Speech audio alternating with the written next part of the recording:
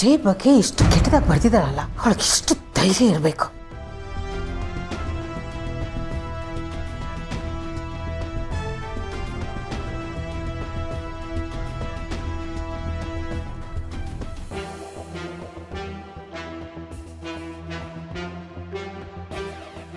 ಏನು ಮಾವ, ತುಂಬ ದೊಡ್ಡ ಕೇಸ್ ಸಾಲ್ವ್ ಮಾಡ್ತಾರೆ, ತುಂಬ ಡೀಪಾಗಿ ಯೋಚನೆ ಮಾಡ್ತಾ ಇದ್ರೆ ಏನಾಯ್ತು?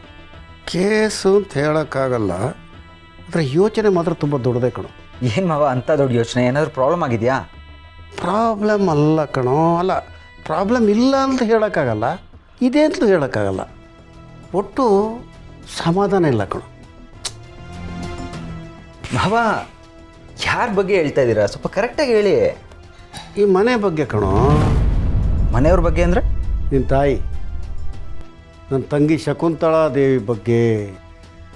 ಪಾರ್ಥ ಅವಳ ಹತ್ರ ಪದೇ ಪದೇ ಹೇಳ್ತಿದ್ದಾಳೆ ನಾನು ಬದಲಾಗಿದ್ದೀನಿ ಅಂತ. ಆದರೆ ಅವಳ ನಗು, ಅವಳ ಮುಖ, ಅವಳ ಕಣ್ಣು, ಅವಳ ಮಾತು ಇದೆಲ್ಲ ಗಮನಿಸಿದರೆ ನಂಗೆ ಪೂರ್ತಿ ನಂಬಿಕೆ ಬರ್ತಾ ಇಲ್ಲ ಪಾರ್ಥ. ಏನೋ ಬೇರೆ ಸ್ಮೆಲ್ಲೇ ಹೊಡಿತಾ ಇದೆ.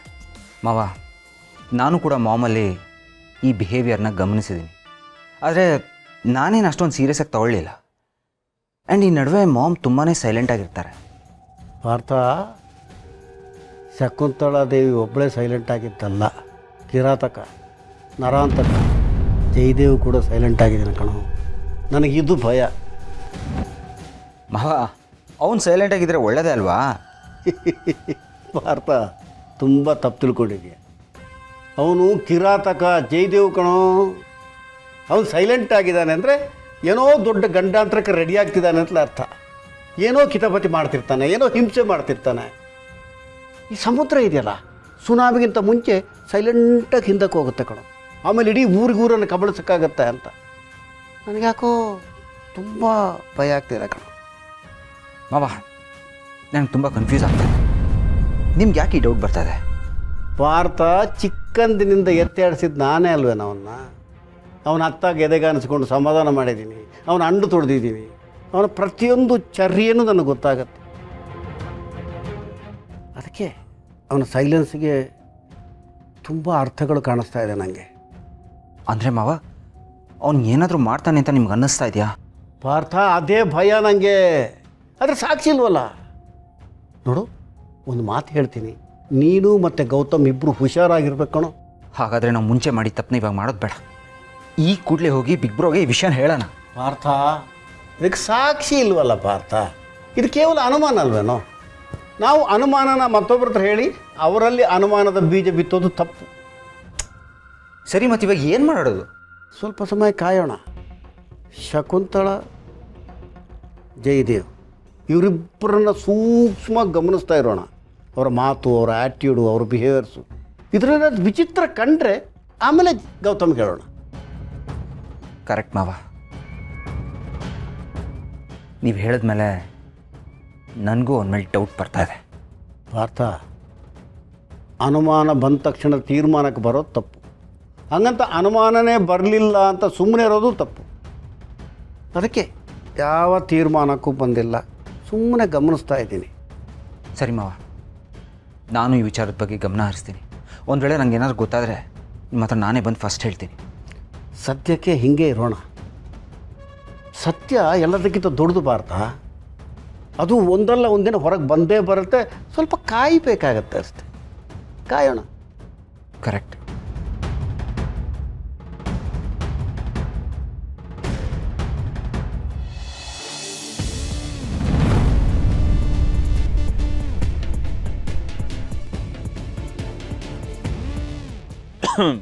ಹಾಯ್ ಮಾಮ್, ಏನು ಸಮಾಚಾರ?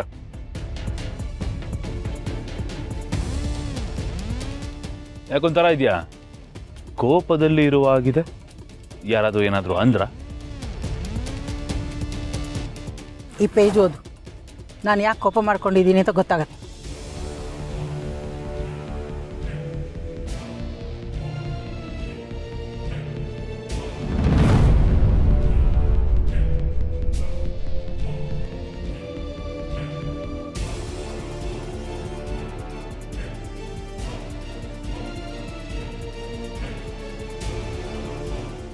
ಇವಳ ಎಷ್ಟು ಧೈರ್ಯ ಹೇಳ್ಬೇಡ ಅವಳಿಗೆ, ಎಷ್ಟು ಧೈರ್ಯ ಇದೆ ಅವಳಿಗೆ ನನ್ನ ಬಗ್ಗೆನೇ ಕೆಟ್ಟಾಗಿ ಬರೀತಾಳೆ ಬುಕ್ಕಲ್ಲಿ. ಇಷ್ಟು ದಿನ ಮಾಡಿ ಸಾಲ್ದಂತ ಈಗ ಬುಕ್ ಬರೆದು ಪಬ್ಲಿಕ್ ಅಲ್ಲಿ ನನ್ನ ಮುಖಕ್ಕೆ ಮಸಿ ಬೆಳಿಬೇಕು ಅಂತಿದ್ದಾಳ ಅವಳು. ಸುಮ್ಮನೆ ಬಿಡೋದಿಲ್ಲ ಮಮ್ಮವಳನ್ನ, ನಮ್ಮ ಹೆಸರು ಹಾಳು ಮಾಡ್ಬೇಕು ಅಂತ ಹೊರಟಿದ್ದಾಳ ಅವಳು. ನೋಡು, ನೀನು ಈ ರೀತಿ ಕೋಪದಲ್ಲಿ ಎಡೌಟ್ ಮಾಡಬೇಕು ಅನ್ನೋದೇ ಅವ್ರ ಇಂಟೆನ್ಷನ್. ಸ್ವಲ್ಪ ತಾಳ್ಮೆ ತಗೋ. ನೋಡು, ನಾನು ಹೇಳೋದನ್ನ ಗಮನ ಇಟ್ಟು ಕೇಳಿಸ್ಕೊ. ಗೌತಮ್ ಮತ್ತೆ ಭೂಮಿಕಾಗೆ ನೀನು ಬದಲಾಗಿದ್ಯಾ ಅಂತ ಅನ್ನಿಸ್ಬೇಕು. ನೀನು ಹಳೆ ಜಯದೇವಲ್ಲ, ಹೊಸ ಜಯದೇವ್ ಅಂತ ಅವರು ನಂಬಬೇಕು. ಆ ರೀತಿ ಆ್ಯಕ್ಟ್ ಮಾಡಬೇಕು. ಅಂದ್ರೆ you want me to act? ಈ JD ನಿನಗೆ ಆಕ್ಟಿಂಗ್ ಸ್ಟಾರ್ಟ್ ಮಾಡ್ಬೇಕಾ? ಒಳ್ಳೆ ಒಂಥರ ಪೋಸ್ಟ್ ಕೊಡ್ಬೇಕು ಅವ್ರಗಳ ಮುಂದೆ. ಮುಖಕ್ಕೆ ಒಂಚೂರು ಸ್ನೋ ಪೌಡರ್ ಹಚ್ಕೊಂಡು ಸ್ಮೈಲ್ ಮಾಡ್ತಾ ಅವ್ರ ಮುಂದೆ ನಿಂತಿರ್ಬೇಕು ನಾನು. ಹೌದು, ಆದರೆ ಅದು ಆ್ಯಕ್ಟಿಂಗ್ ಅಂತ ಯಾರಿಗೂ ಗೊತ್ತಾಗಬಾರ್ದು. ನ್ಯಾಚುರಲ್ ಆಗಿರಬೇಕು. You are expecting natural acting from this JD. For example ಅಂದರೆ ಈಗ ನಮ್ಮ ಸನ್ಮಾನ್ಯ ಇವರು ಇದ್ದಾರಲ್ಲ, ಯಾರು, ಪದ್ಮಶ್ರೀ ಅನಂತ್ನಾಗ್ ಸರ್, ಅವರ ಲೆವೆಲ್ಗೆ ಸಹಜಾಭಿನಯ ಬೇಕು ನಿನಗೆ. ಆಮೇಲೆ ಹಾಗೆ ಮಾಡಬೇಕು. ಆವಾಗಲೇ ನೀನು ಮತ್ತೆ ಆ ಮನೆಗೆ ಬರೋಕ್ಕಾಗೋದು. ಅದಕ್ಕೆ ಅವ್ರು ನನ್ನನ್ನು ಏನಕ್ಕೆ ಮಾಮ್, ಯಾವ ಖುಷಿಗೆ ಒಳಗೆ ಬಿಟ್ಕೋತಾರೆ ಮಾಮ್? ನನ್ನನ್ನು ಏನಕ್ಕೆ ಕರೀತಾರೆ ಅವರು? ಕರೆಯೋ ಥರ ಸಿಚುವೇಶನ್ ನಾವು ಕ್ರಿಯೇಟ್ ಮಾಡಬೇಕು. ಅದಕ್ಕೆ ಟೈಮ್ ಬೇಕು. ನೋಡು, ಈ ಸಲ ನಾವು ಏನೇ ಮಾಡಿದ್ರು ಅದ್ರ ಹಿಂದೆ ನಾವೇ ಇರೋದು ಅಂತ ಯಾರಿಗೂ ಅನುಮಾನ ಬರ್ಕೊಡ್ದು. ಎಲ್ಲ ತಾನಾಗೆ ಆಗ್ತಿದೆ ಅನ್ನೋ ಥರ ಇರಬೇಕು. ನೀನು ಅವ್ರ ಮುಂದೆ ತಾಳ್ಮೆಯಿಂದ ಇರಬೇಕು. ಎದುರು ಮಾತಾಡಬಾರ್ದು, ಕೋಪ ತೋರಿಸ್ಬಾರ್ದು. ಅವಕಾಶ ಸಿಕ್ಕಿದಾಗ ಸಹಾಯ ಮಾಡೋರ ಥರ ನಡ್ಕೋಬೇಕು. ಒಟ್ಟಿನಲ್ಲಿ ಅವರೆಲ್ಲರೂ ನಿನ್ನನ್ನು ನಂಬೋ ಹಾಗೆ ನೀನು ನಡ್ಕೋಬೇಕು. Okay, done. ಇನ್ಮೇಲೆ ನೀನು ಹಾಕೊಡೋ ರೂಟ್ ಮ್ಯಾಪಲ್ಲೇ ಟ್ರಾವೆಲ್ ಆಗೋದು. ಚೂರು ಆಚೆ ಈಚೆ ಎಲ್ಲೂ ಹೋಗೋದಿಲ್ಲ. ಈ ಮಾತೃವಾಕ್ಯ ಪರಿಪಾಲಕ ಅಂತಾರಲ್ಲ, ಇನ್ಮೇಲೆ ಈ JD ಹಾಗೆ. You happy? That's my boy. ಅದೇ ನನಗೂ ಬೇಕಾಗಿರೋದು. ಅವಸರ ಮಾಡಿದ್ರೆ ಎಲ್ಲ ನಮ್ಮ ಕೈ ತಪ್ಪೋಗುತ್ತೆ. ತಾಳ್ಮೆ ಇದ್ದರೆ ನಮ್ಮ ಗುರಿ ನಾವು ತಲುಪೋ ಹಾಗಾಗತ್ತೆ. ಸರಿ ಆಯಿತು. ಸೊ ಈಗ ಆಟ ಶುರು ಮಾಡೋರು ನಾವೇ, ಅದನ್ನು ಮುಗಿಸೋರು ನಾವೇ. ತಾಳ ಆ್ಯಂಡ್ ಗಾಳ ಎರಡು ನಮ್ಮ ಕೈಯಲ್ಲೇ ಇದೆ. ಜೈ, ಆಟ ಶುರು ಮಾಡೋದು ಸುಲಭ, ಆದರೆ ಆಟ ಗೆಲ್ಲೋದು ಕಷ್ಟ. ಬುದ್ಧಿವಂತಿಕೆಯಿಂದ ಆಟ ಆಡಬೇಕು. ಅದು ನೆನಪಲ್ಲಿಟ್ಕೊ.